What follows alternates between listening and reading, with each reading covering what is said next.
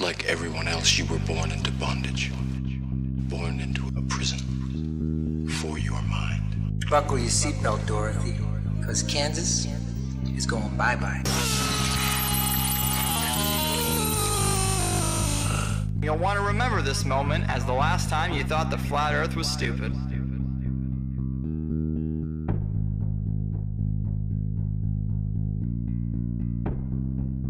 Hello everyone, this is ODD, and yes, I'm finally admitting that even though I don't like labels, I'm a flat earther.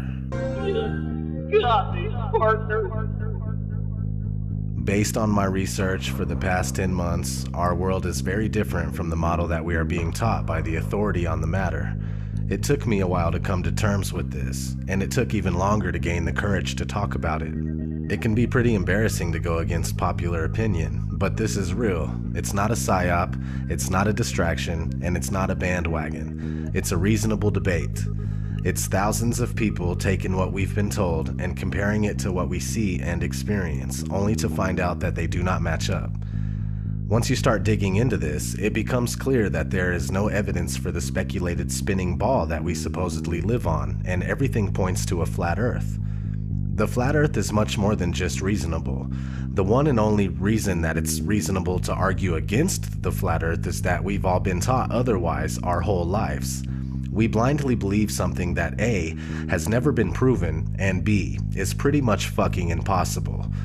Thanks to people like Eric Dubay, the flat earth has re-emerged and it has more steam than ever. Before I've ever even entertained the flat earth, I knew not to trust the space programs of the world. Close examinations of NASA and other space programs reveal that things aren't what they seem and that we, the people, are being lied to. We have no real pictures of the Earth, and no matter how hard we try, we just can't find the curvature. Not only that, but flight paths make more sense on a flat map, and large bodies of water not being able to curve into a giant ball completely resonates. Forensically speaking, the globe model is so very unlikely that any good detective wouldn't believe a fucking word the globe says. The globe story is so full of circumstantial, impossible coincidences, which only prove that the globe is a fucking liar. We'll be going over that in this video, as well as other reasons why the world isn't what we're led to believe. I appreciate you tuning in. Let's get started.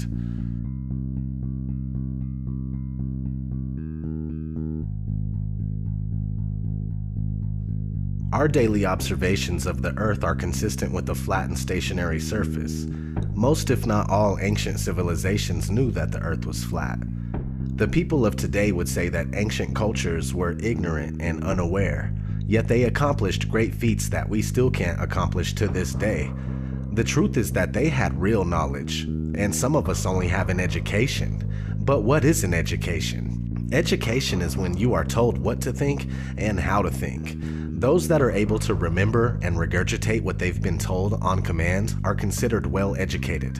But there is a big difference between being educated and being intelligent. Just because you believe what you've been told doesn't make it true. In fact, the flat versus spherical Earth is a debate that has never really died. It's been raging for centuries. It was a huge argument as recently as the early and mid-1900s, but with programs like NASA, founded in 1958, the latter half of the 20th century was a win for the spherical Earth. It wasn't a question for the average person anymore. Though at the time the shape of the Earth was still up to be proven, NASA claims that they went to the moon and captured a shot of the spherical Earth as if they always knew it was indeed spherical. Those of you who think this technical difficulty was planned and think I'm scamming you, go do it for yourself. Because you're going to find the exact same thing. I got nothing to hide here. This is live on the air, okay? I'm going to zoom in on the Earth in Photoshop. Can you see the Earth? To image, adjust, levels, and I'm going to bring the levels over here. And I'm going to bring the levels up. Uh-oh. What is that? Why is there a square box around the Earth allegedly taken from the scientists on the moon in Apollo 17? And people wonder why I don't trust NASA. That's why I don't trust NASA. I mean, they're always out there saying, you know, Rob, everybody's trying to show you stuff from space and you keep rejecting it. This is why I reject it. These guys are liars. you know?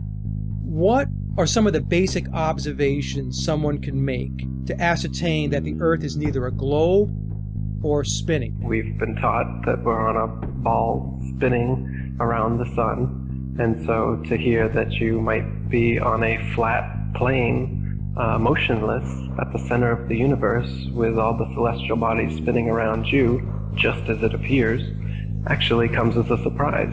But it shouldn't, because our eyes, experience, and common sense all tell us that the horizon is perfectly flat, and we feel motionless. We don't hear ourselves whizzing by at thousands of miles per hour. No matter how high amateur rockets or balloons have gone up, the horizon rises to the eye of the observer all the way up, and that's only consistent with a flat plane. Their theory just gets more and more wild as time has gone on, and so yeah, it began with the spinning Earth going 1,000 miles per hour, which is then circling around the sun at 67,000 miles per hour, which then they decided the sun wasn't a heliocentric model, but more of an acentric model, where they don't know where the center is, and we're just exploding out of a big bang. So the sun, we're spinning around the sun, and then the sun and us are spinning around the Milky Way galaxy, they say, at 500,000 miles per hour. And then the entire Milky Way galaxy, they say, is shooting off from the Big Bang at 670 million miles per hour, almost the speed of light. So there's at least 4 rip-raging, contradictory motions supposedly going at all times, yet you don't experience any of it, nor can you measure any of it using the stars. The flat motionless Earth, not only is it the greatest conspiracy of all, it's also the easiest to prove. I mean, it just is flat and motionless, just as it appears. Look into it more and more, make it a thing to try and debunk it, if you will. You know, even if you want to do it that way. Negative reinforcement works too. Try as you will, you're only going to find proofs for the flat motionless Earth. You're not going to confirm that you're on a spinning ball.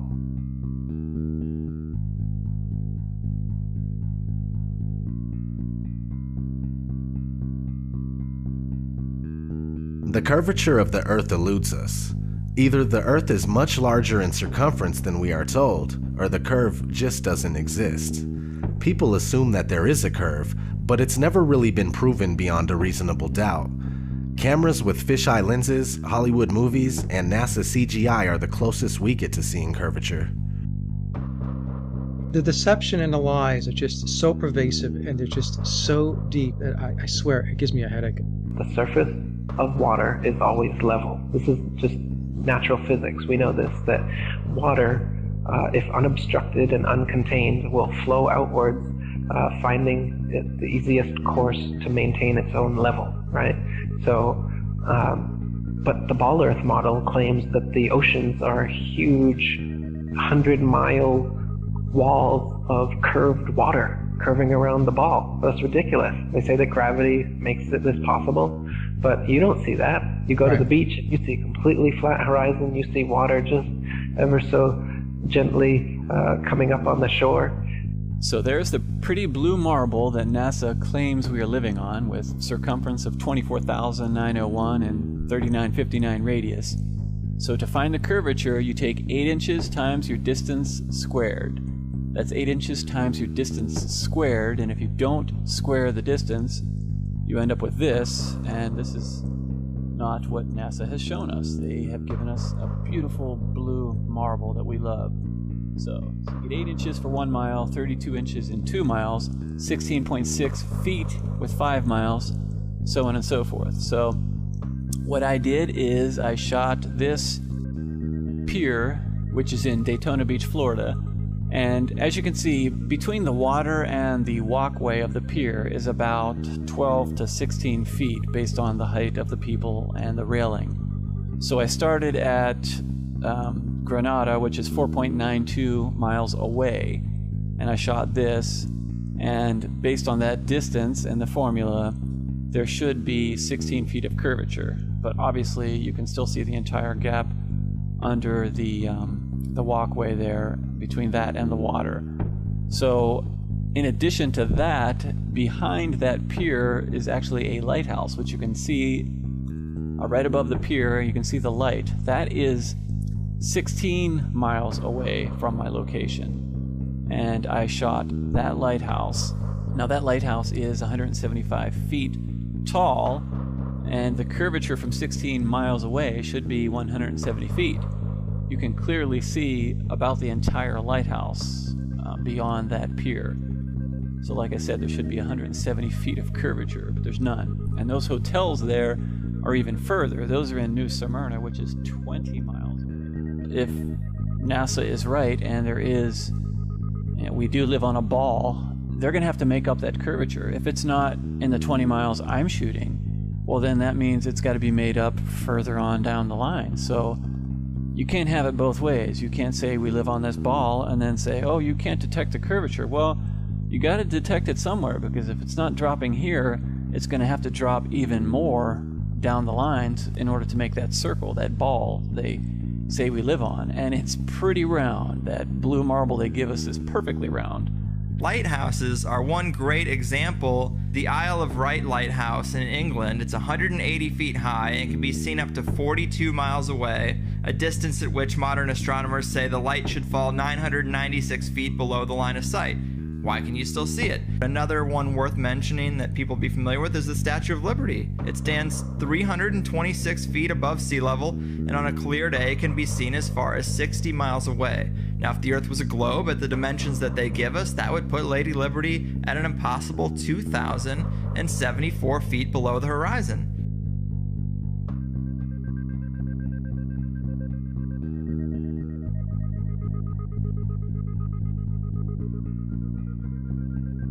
No, not one picture of the Earth. Imagine that. 2016, and we still don't have a picture of our home. Thousands of satellites supposedly orbiting the Earth. Why can't we get thousands of pictures? One shot with the whole Earth in it. Hell, we should have a channel on cable that shows the Earth rotating 24 hours a day, every day. Nope. Let's listen to NASA's very own Robert Simmons talk about how we get our fake pictures of Earth. In 1972, we saw our home in a new way. Apollo 17 astronauts snapped this picture. It gave people the first look at their home planet as a single entity. Last week, scientists at NASA released this. The shot is compiled from data from NASA's VEERS instrument, which orbits the Earth about every 100 minutes, taking measurements of light coming off the planet. That can be translated into ribbons of imagery like this, and then into one of these.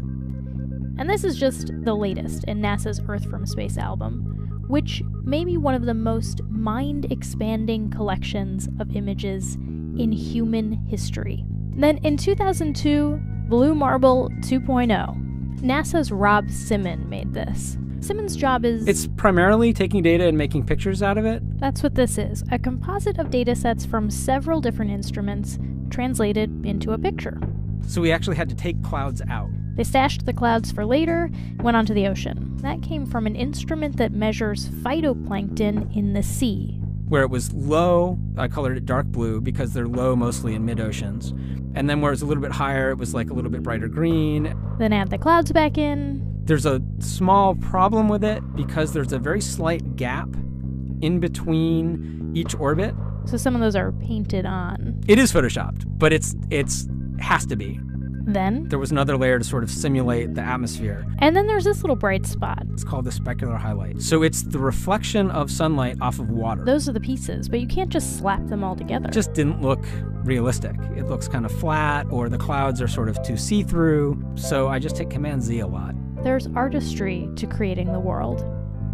What I imagine it to be. Unfortunately, I'm not an astronaut.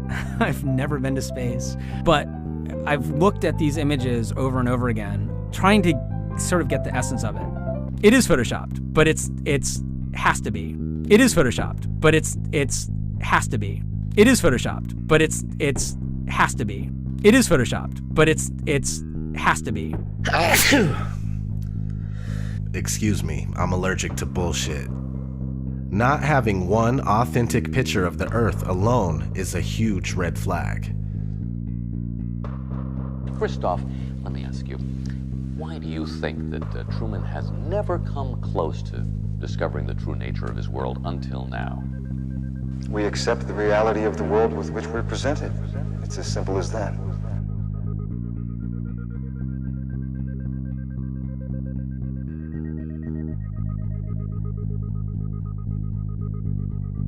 The flat Earth model is a working model. It's by no means definitive due to the nature of this massive cover-up. For the past 500 years, we've been completely buying into the Copernicus heliocentric model, but what we do know about the flat Earth is based on the azimuthal equidistant map that seems to be working out. This map goes as far back as the year 1000 and possibly earlier, now used as an official map by the U.S. Geological Survey and also as the official logo for the United Nations. Is this our real home being hidden from us in plain sight? I think it is. The first thing a lot of people say is, where's the edge? Well, look at this map where Antarctica is a 360-degree ice barrier that holds the water in. These ice walls are real and they stand 150 feet above the surface of the water. Then you need to understand that there is no independent access to Antarctica. Average people can only go there on a guided tour. It has no towns, no cities, and no permanent residences. What's past the 150-foot ice wall is anyone's guess. How far the ice extends, how it terminates, and what exists beyond it. The Antarctic Treaty, signed in 1959 by 12 nations and more later on, states that Antarctica is for peaceful purposes only, no military activities, just scientific research and government exploration. Expeditions by any party must be discussed in advance. It's the longest and most successful treaty between nations. The treaty also states that there are ships, stations, and equipment to ensure compliance of the treaty. Sounds like military activity to me. Anyway, so this azimuthal equidistant map appears to be correct for the most part. Over the centuries, there's been other maps that look pretty close to it as well. Let's look at an interesting story that was recently in the news that supports this flat map. A woman gave birth on a flight from Bali to Los Angeles, so the flight made an emergency landing in Alaska. Here's what it would look like on a globe.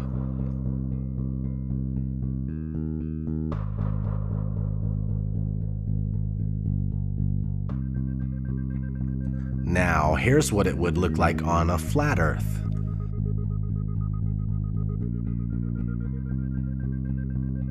Which one makes more sense? Exactly. A big issue I was having with the flat Earth for the longest time was the sunrise and sunsets. I realized that it was a perspective issue. First, you must understand that the sun is not 93 million miles away. If it was, we would never see anything like this here. This is concentrated because it's closer.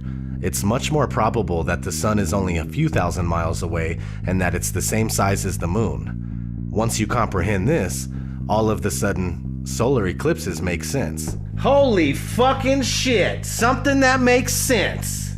Okay, so the sun is close, which gives it the ability to spotlight the area that it's over, and when it leaves your view, due to perspective, it takes the light with it. There is a generous amount of light where the sun is at, but since it's so close, it doesn't spread its light like it would if it were bigger and further. The sun circumnavigates the Earth like a huge clockwork.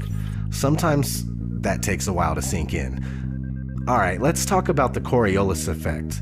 The Coriolis effect states that when a moving object leaves the ground, the Earth continues to rotate, meaning that when shooting a gun at a certain distance, the bullet would be a little off due to the Earth's rotation. If that's the case, then airplanes would have to account for the Coriolis effect, but they don't. This is only a few things that work better on a flat, motionless Earth. Do you need 100 excuses as to why you're not feeling any motion or seeing any curvature? Are those excuses easier to believe? Or is it easier to use Occam's razor and go with what our senses are telling us? The Earth is flat and not spinning. Now, real quick, let's kind of just explain the Coriolis effect in layman's terms. The Coriolis effect is the effect that when the bullet leaves the barrel of the gun, it is actually leaving the surface of the Earth. So as the bullet leaves the barrel of the gun, the Earth is still rotating. and the bullet is not rotating with the Earth. So the Earth will actually rotate out from underneath of the bullet while it is in flight.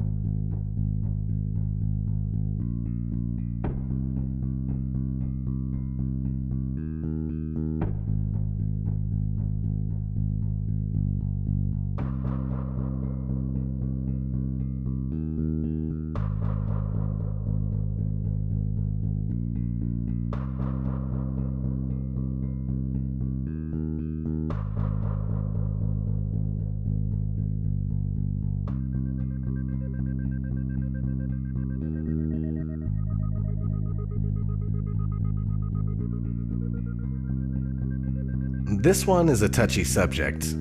This whole fucking video is a touchy subject. So anyway, this one's hard to get across to people big time. But outer space is up for debate. Space programs are compartmentalized, and most astronauts are Freemasons that have to swear an oath of secrecy when dealing with the so-called missions. The thing is that there is so much footage of NASA and other space agencies making mistakes. Sometimes we could see bubbles in the spacewalks. Sometimes we could see harnesses and wires on the people in the International Space Station. The permed hair that moves nothing like it would in zero gravity. These are huge red flags. Not to mention the Van Allen radiation belt. The Van Allen radiation belt is a layer of energetic charged particles that is held in place around a magnetized planet such as Earth by the planet's magnetic field. Sounds kinda like a dome if there is one. Oddly enough, one of NASA's employees admitted that this radiation belt needs to be figured out before humans could pass through it. Listen closely. As we get further away from Earth, we'll pass through the Van Allen belts, an area of dangerous radiation. Radiation like this could harm the guidance systems, onboard computers, or other electronics on Orion. Naturally, we have to pass through this danger zone twice, once up and once back. But Orion has protection. Shielding will be put to the test as the vehicle cuts through the waves of radiation. Sensors aboard will record radiation levels for scientists to study. We must solve these challenges before we send people through this region of space. Let's talk about satellites. We've already discussed how there are no pictures of the Earth, so are satellites even real? Not likely. Ground towers are built all over the world and are more than adequate to relay our television, radio, and cell phone service. All GPS is done through land-based towers, and things like Google Earth are taken with high-altitude planes, and most of them are just done with cars on street level. Did you know that satellites were actually invented by Arthur C. Clarke, the science fiction author? I didn't know that. they shortly became science fact after that. The geostationary satellite, look it up. It was created by a science fiction author. And then within a decade, NASA claims to have sent a real one up there, and ever since then, that's where we get all our communications from. So if satellites were real, we would constantly hear stories of them being hit by meteors or comets, and that doesn't happen. No one's ever lost their direct TV feed during the Perseids meteor shower because one of the meteors knocked out one of the satellites. Doesn't happen, it's never happened, and it won't happen. And that to me tells me there is no satellites. You would constantly be worried about them, and you would constantly hear about them having something happen, and it's so rare that you hear that.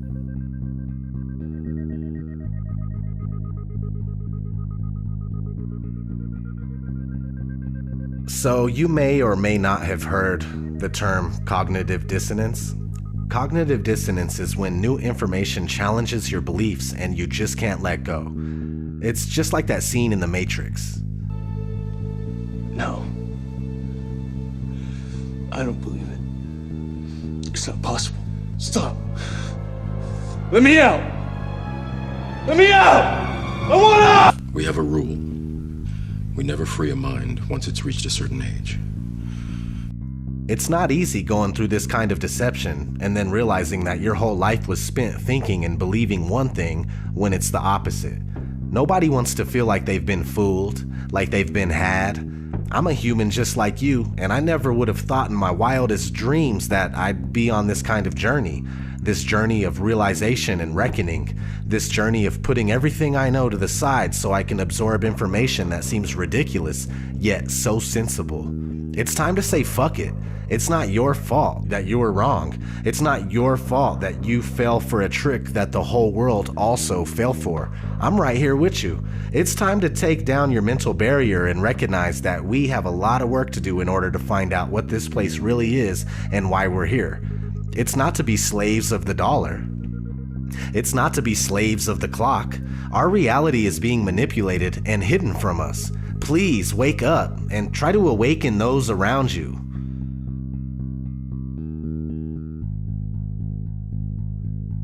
So how did this happen? Okay, let's start in the classroom. The first time anybody enters a school classroom, they are introduced to the globe model of the Earth. This three-dimensional scale model of the Earth that has never been proven was invented in the 1400s. Fast forward to 1927, a big-budget movie company called Universal Pictures came out with its movie intro, and guess what? The spinning ball Earth still hasn't been proven. This is 30 years before NASA was founded. Over the years, Universal kept coming out with similar logo intros, and to this day, we see the spinning ball Earth before many of the movies that we watch. Besides, there are countless movies about outer space that use the same model. We have been indoctrinated, and it's as simple as that. For the spherical Earth to remain unproven after this long is a wake-up call to everybody that lives here. We need to shed this programming right here, right now, and find out what the fuck is going on. No more embracing this sick illusion that was created by psychopaths. I'm going to keep searching for answers and trying to make something happen. All I want to know is, who's coming with me?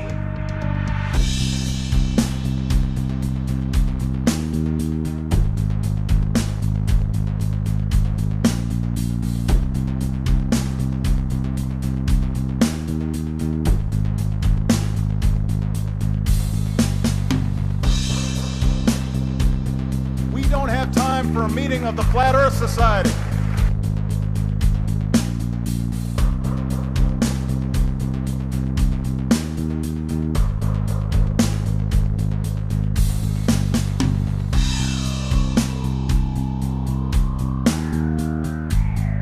I'd like to be an explorer, like the Great Magellan. Oh, you're too late. There's really nothing left to explore.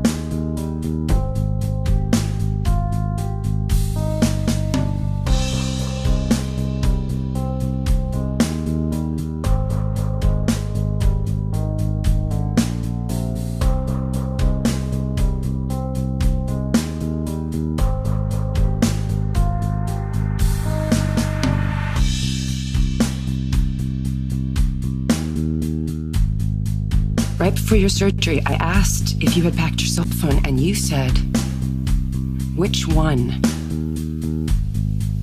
When? Skylar, I was medicated. I mean, I could have said the world was flat. You know what I think? I think you accidentally told the truth. The world was flat. You know what I think? You accidentally told the truth. The world was flat. You know what I think? You accidentally told the truth.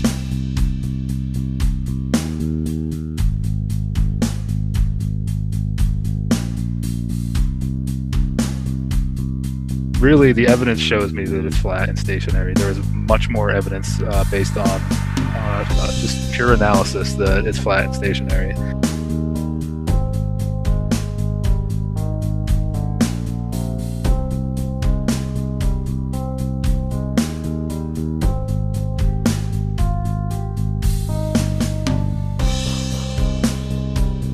So it's not actually a sphere, it's oblate, and officially it's an oblate spheroid. That's what we call it. But not only that, it's slightly wider below the equator than above the equator.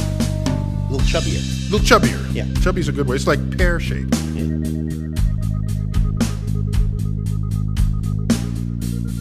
Really, we're in big trouble as far as lack of critical thinking and lack of free thinking. We really are in big trouble.